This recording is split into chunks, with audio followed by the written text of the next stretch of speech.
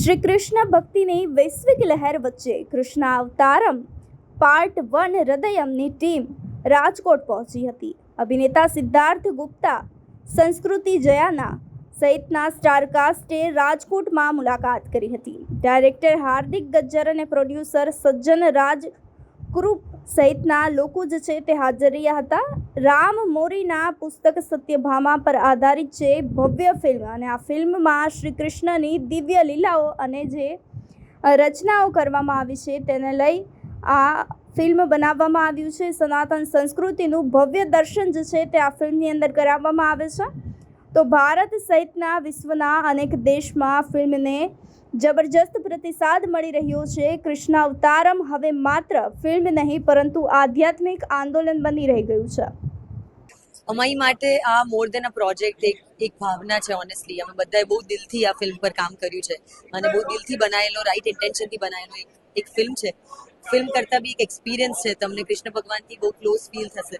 બધાએ બહુ મહેનત કરી છે એટલે આઈ હોપ તમારા લોકો સુધી પહોંચે. સત્યભામાનું કેરેક્ટર માટે શું તમે પ્રિપેરેશન કરી તમે કઈ રીતના માટે તૈયાર? ઓફકોર્સ અમારા ડિરેક્ટર સાથે અમે ખાસી બધી સ્ક્રિપ્ટ પર કામ કર્યું, ડાયલેક્ટ પર કામ કર્યું, કઈ રીતે અમારી બોડી લેંગ્વેજ હશે એની પર કામ કર્યું. બટ ઓલ્સો સત્યભામાની લાઈફ શરૂ ને એન્ડ કૃષ્ણ ભગવાનથી થતી હતી એટલે મારી માટે આ સંસ્કૃતિ કૃષ્ણમય થવું જરૂરી હતું અને કઈ રીતે હું કૃષ્ણ ભગવાનની વધારે પાસ જઈ શકું એ જરૂરી હતું એટલે એની પર કામ કર્યું મેં વધારે. નાની રાજકીય સફરમાં એમની સામાજિક સફર, રાજકીય અને સામાજિક જે છે એ તમારી દિલથી ચાલ્યું આવ્યું. તમે એક્ટિંગમાં શા માટે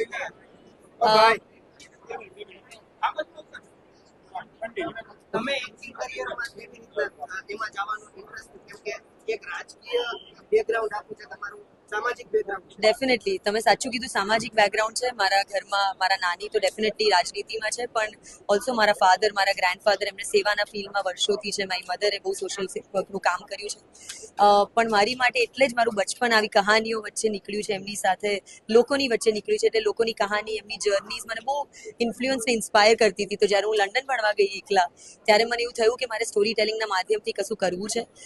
એટલે હું બિઝનેસ તો કરતી જ હતી, ફેશનમાં કામ કરતી હતી તો મને એવું હતું કે કંઈક શું કરી શકું જેનાથી હું લોકોને સ્ટોરી ટેલિંગના માધ્યમથી જોડાઈ શકું. એટલે એક્ટિંગની એક પ્રયાસ કર્યો અને જ્યારે પહેલી વાર પરફોર્મન્સ આપ્યું ત્યારે એવું લાગ્યું કે હું કદાચ કોઈને કંઈક ફીલ કરાવી શકી અને મારી માટે બહુ બ્યુટીફુલ એક્સપિરિયન્સ હતો એટલે એ કામ પર આગળ વધ્યું.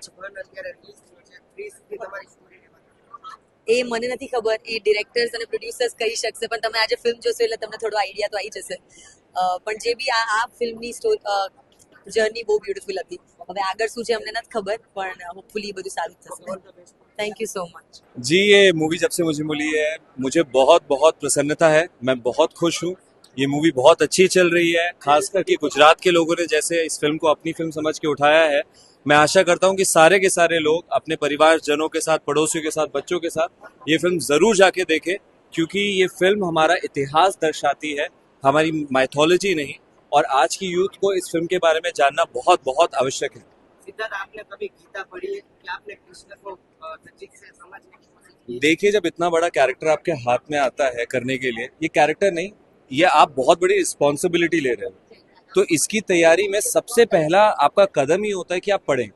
इनफैक्ट मैंने पुराने किसी भी कृष्णा को एक्टिंग करते नहीं देखा क्योंकि मैं सिर्फ पढ़ के ये सीखना चाहता था. इसके वजह से मैंने श्रीमद् भगवत गीता, श्रीमद् भगवत पुराण और भी बहुत सारे टेक्स्ट और बहुत सारे वीडियोस पढ़े हैं और देखे हैं और इस प्रोसेस में काफी लंबा टाइम लगा.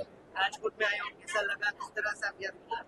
राजकोट में actually it's like home for me because मेरी सिस्टर की शादी यहाँ पे हो रखी है. मेरी सिस्टर यहाँ रहती है, मेरे सिस्टर के इन-लॉज यहाँ पे है तो यहाँ आना जाना रहता है. तो बहुत अच्छा लग रहा है. ऐसा लग रहा है वापस मैं घर आया हूँ. સજન રાજકુરુ. થોડું ગુજરાતી આવડે છે. ફિલ્મનું અત્યારે પ્રોડ્યુસ કરી રહ્યું છે. શું ફિલ્મની કથા છે, શું ઉદ્દેશ્ય છે? આ ફિલ્મ જે છે અમે એકદમ સમર્પણ ભાવથી બનાવેલા છે. By the devotee, for the devotee, of the devotee. Krishna સમર્પણમસ્તુ એવી એક ભાવ લઈને અમે આ બનાવ્યો છે. આમાં કૃષ્ણ ભગવાનની જે લાઈફની જે જર્ની છે એનું ચિત્રણ કરેલું છે. એક ફિલ્મમાં તો નહીં હોય એટલે ટ્રિલોજી દરેક મૂકવું છે. આ પાર્ટ 1 છે, પછી પાર્ટ 2 અને પાર્ટ 3 પણ આવશે. અને આમાં શું છે કે ખાસ વાત એ છે કે આ પિક્ચર ખાલી જોવા માટે નથી. તમે જાઓ ત્યાં જીઓ, કૃષ્ણ ભગવાનને જીઓ કે જેવી રીતે જો મ્યુઝિક બધા જેવી રીતના વિઝ્યુઅલ છે તમે ત્યાં દ્વાપર યુગમાં થોડું ટ્રાન્સપોર્ટ થઈ જતો એવી રીતના અમે એક કોશિશ કરી. આજની યુવા પેઢી છે તે ક્યાંક સંસ્કૃતિ અને ધર્મથી અલગ થતી જાય છે, વેસ્ટર્ન કલ્ચરમાં જતી જાય છે. એ યુવા પેઢીને તમે શું આ પિક્ચર દ્વારા સંદેશો આપો? જે આજની જે પેઢી છે એ કંઈ દૂર નથી જતા. એ લોકો બહુ જિજ્ઞાસુ લોકો છે. એ લોકોને થોડોક જે એક લેવલનો સ્ટોરી ટેલિંગ થશે તો they will get very attractive.